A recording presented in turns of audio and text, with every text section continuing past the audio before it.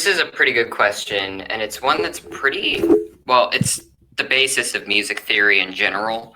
So the way I like to think about, using scales over chord progressions is one, what's the key? Because sometimes chords don't fit the keys, but the scale will. So how's the best way I can explain this?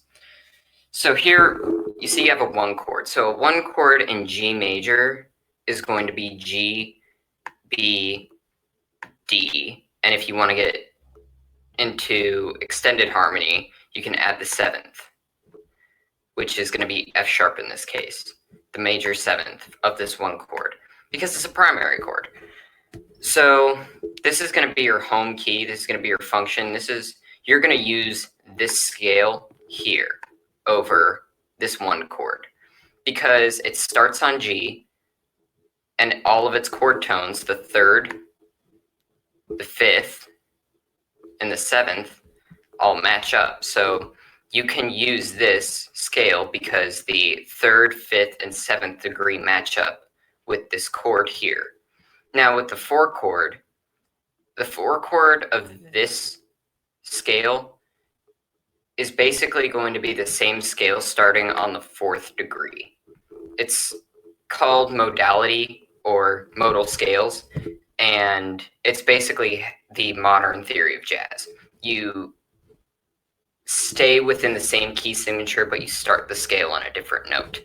This in particular is called so this one's the Lydian mode, Dorian, Phrygian, Ionian. This one's the Lydian mode. You really need to know your modes if you want to play over chord progressions, especially if they're diatonic progressions like these. These are going to be your most common chords, which means you're going to have to be very familiar starting the scale on the 5, starting the scale on the 4, and starting the scale on the 1. So just to recap, if the 3rd, 5th, and 7th degrees of the scale match up with the chord, then you know that scale will work over the chord. None of the other notes really matter. They're just going to add more color depending on how you play the scale, what patterns you're using. It's all this is the foundation of music theory in general. So just keep that in mind because you're going to be running into this a lot more.